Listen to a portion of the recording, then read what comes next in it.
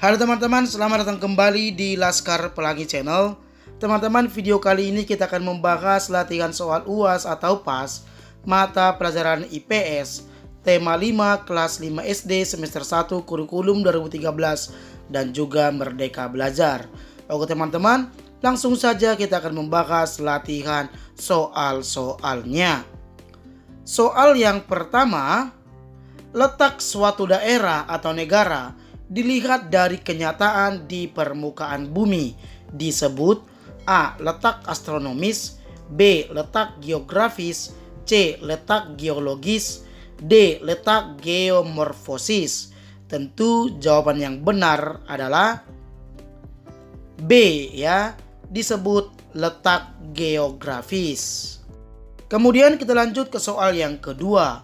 Letak suatu wilayah yang dilihat berdasarkan garis lintang dan garis bujur disebut A. Letak astronomis, B. Letak maritim, C. Letak geologis, D. Letak geomorfosis.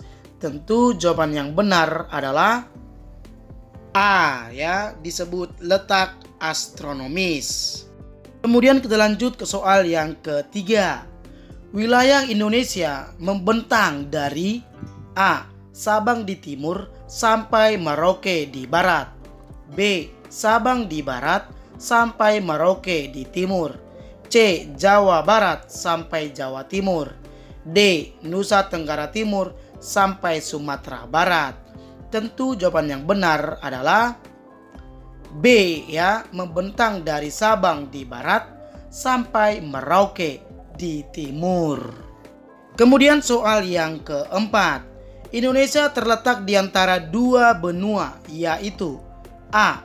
Benua Eropa dan benua Amerika, B. Benua Asia dan benua Antartika, C. Benua Eropa dan benua Australia, D. Benua Asia dan benua Australia.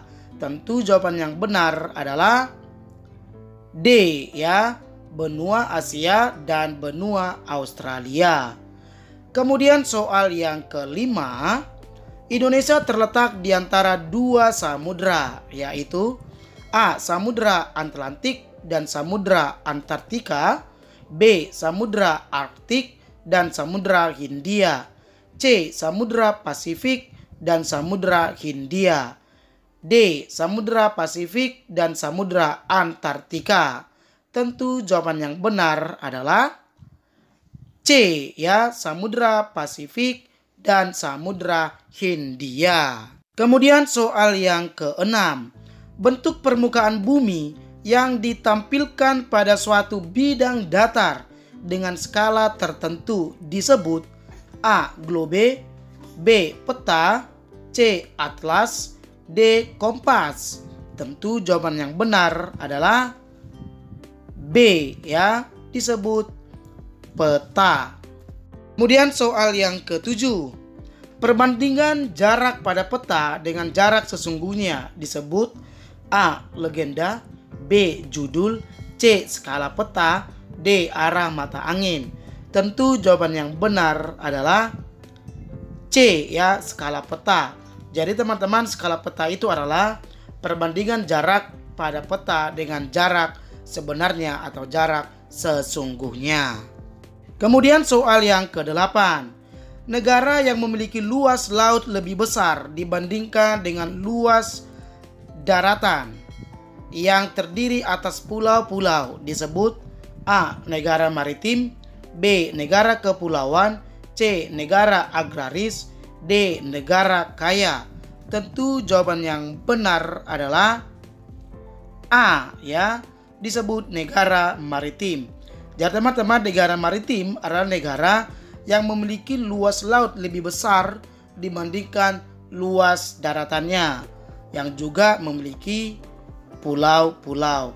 Nah, berbeda dengan negara kepulauan. Kalau negara kepulauan artinya negara yang memiliki banyak pulau, ya, berbeda penjelasannya. Kalau maritim lebih luas laut daripada daratan, ya. Kemudian soal yang ke-9. Indonesia merupakan negara tropis yang memiliki dua musim, yaitu A. Panas dan dingin, B. Kemarau dan penghujan, C. Semi dan gugur, D. Gugur dan salju. Tentu jawaban yang benar adalah B, ya, memiliki dua musim, yaitu musim kemarau dan musim penghujan. Oke teman-teman, kita lanjut ke soal yang berikutnya, soal yang ke-10. Negara yang sebagian besar penduduknya bekerja sebagai petani yang mengolah lahan pertanian disebut A. Negara lumbung padi, B. Negara kepulauan, C. Negara maritim, D. Negara agraris. Tentu jawaban yang benar adalah D, ya, disebut negara agraris. Jadi negara agraris teman-teman, negara yang sebagian besar penduduknya itu bermata pencaharian sebagai petani. Kemudian soal yang ke-11. Indonesia memiliki banyak gunung berapi yang menyebabkan A. Udara menjadi sangat panas, B. Sering terjadi kebakaran hutan, C. Tanahnya menjadi subur, D. Jumlah ikan di lautan melimpah. Tentu jawaban yang benar adalah C, ya, tanahnya menjadi subur. Kita lanjut ke soal yang ke-12. Segala sesuatu yang ada di atas permukaan bumi, baik itu dataran maupun perairan, yang terbentuk karena peristiwa alam itu sendiri disebut A. Ketampakan buatan, B. Ketampakan alam, C. Arsitektur alam, D. Peristiwa alam. Tentu jawaban yang benar adalah B, ya, disebut ketampakan alam. Kemudian soal yang ke-13. Ketampakan yang terbentuk akibat dari aktivitas manusia disebut A. Ketampakan buatan, B. Bentuk alam, C. Arsitektur alam, D. Peristiwa alam. Tentu jawaban yang benar adalah A, ya, disebut ketampakan buatan. Kemudian soal yang ke-14. Di bawah ini adalah contoh ketampakan alam kecuali A. Sawah, B. Sungai, C. Gunung, D. Lembah. Tentu jawaban yang benar adalah A. Sawah.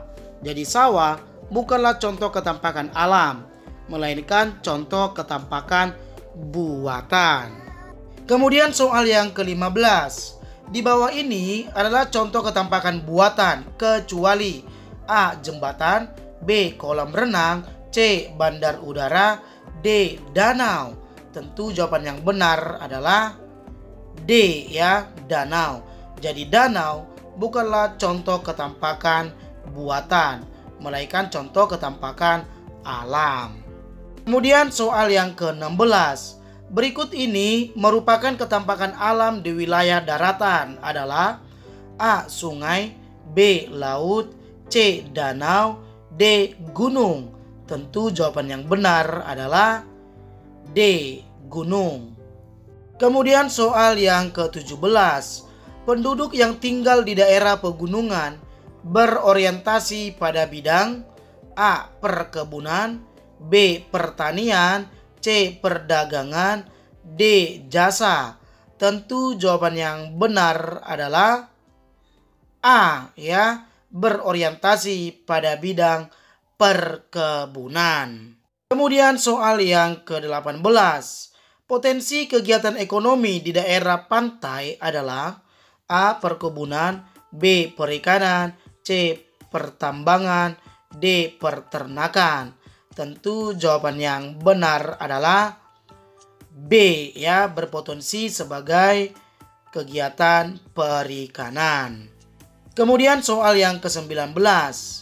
Dampak positif di Indonesia yang timbul karena pengaruh letak geografisnya adalah A. Terbukanya lapangan pekerjaan untuk tenaga asing, B.